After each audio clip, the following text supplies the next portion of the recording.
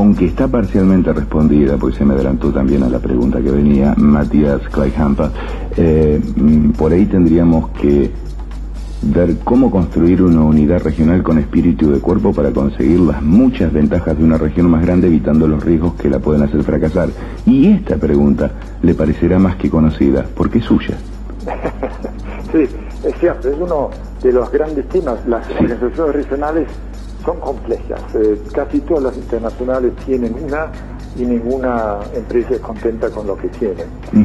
Esto los lleva a cambios permanentes. Y el obstáculo más grande es conseguir que los colaboradores compran, aceptan el modelo regional, porque el modelo regional muchas veces lleva a que un país, una organización local gana y el resto de las organizaciones pierde. Pierde el contacto con la casa matriz, se siente como de segunda, le falta acceso a información directa y esto trae mucha desmotivación. Además, a veces se crean hasta renatos cortes de reyes con su corte de una forma bastante desagradable. La forma para evitarlo es constituir, o como lo hacen algunas empresas, oficinas regionales virtuales, donde constituyen funciones regionales pero no lo juntan en un lugar, sino los reparten entre las diferentes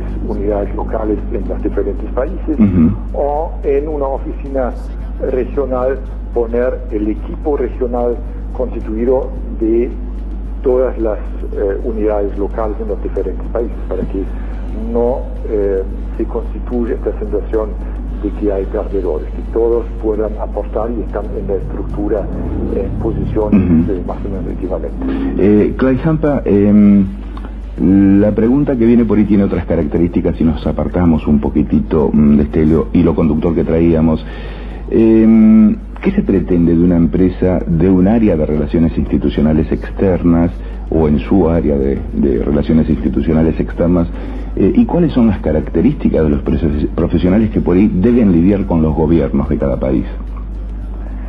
Si usted se refiere al tema del centro, las buenas prácticas de los negocios y compliance o cumplimiento con normas, es un tema que cada vez es más importante. Lo vemos en los diarios, cada vez parece que hay más escándalos. Sí. Y la verdad es que no hay más escándalos, sino solamente se ven más los escándalos que siempre había. Y ahí está exactamente el tema. Todos los que hoy cometen actos ilegales, sean de corrupción, sean de discriminación, sean de evasión impositivas, no pueden confiar más como antes que sus maniobras que eran abajo de la alfombra, donde los habían bien escondidos. Las empresas son tan complejas que nadie puede hacer absolutamente nada solo, con lo cual tiene siempre alguien o varias personas que saben, y estos se convierten en cualquier momento en lo que llaman un whistleblower, un denunciante. Falta solamente que lo despiden, que se siente maltratado, que tiene un problema con la mujer, y boom, sale, y con los medios de comunicación, internet, los blogs, esto adquiere estado público enseguida. Sí, hay una inmediatez absoluta con esto, sí.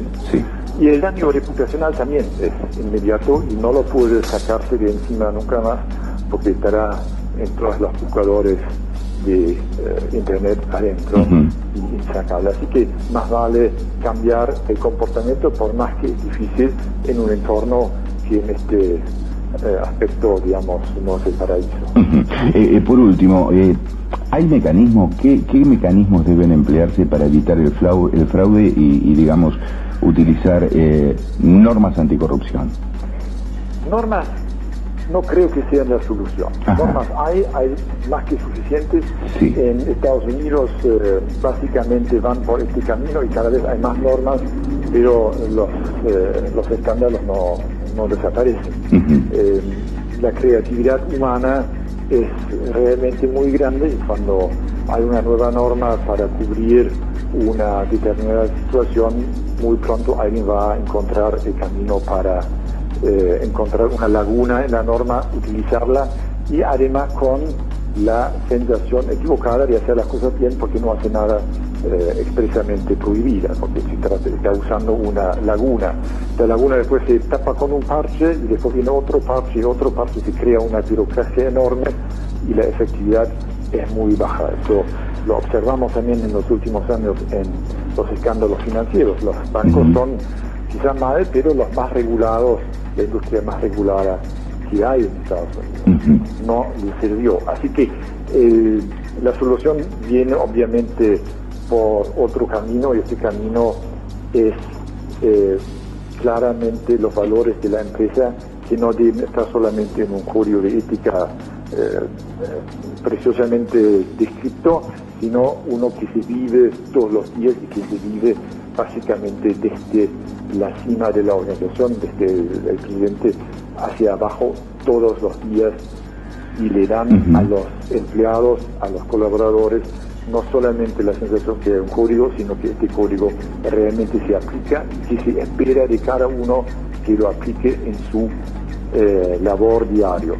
Esto también incluye necesariamente el apoyo de la organización al individuo en el caso de dilemas cuando está operando en zonas grises, para que se siente cómodo consultando al ombudsman si lo tienen, al compliance officer o a su jefe directo. Viene, y se lo pregunto ahora como director académico o como director del Centro de Gobernabilidad y Transparencia del IAE, ¿viene una nueva generación estudiando esto que no son matices, sino algo en profundidad para generar cambios más adelante? No lo sé, la verdad es que no lo sé. Damos este tema en todos nuestros programas abiertos y en los para clientes especiales cuando lo piden. Lo que sí observamos es que hay una mayor atención al tema, no solamente en los medios, sino también en las compañías. Hay unos llamados de atención fuertes por todos los escándalos que aparecen en las empresas que no quieren ser víctimas de un escándalo similar. Entonces se empiezan a ocupar, en algunos casos solamente tímidamente, del tema. Y hay que tener mucho cuidado de no trabajar con alguien que solamente quiere hacer cosmética, sino que los cambios realmente sean profundos. Matías Kleihempa, director del Centro de Gobernabilidad y Transparencia del IAE, entre otras cosas. Gracias por estos minutos aquí en La Quinta Pata y en Sí 91.1. Muchas gracias a usted. No, por favor. Hasta luego. Hasta luego.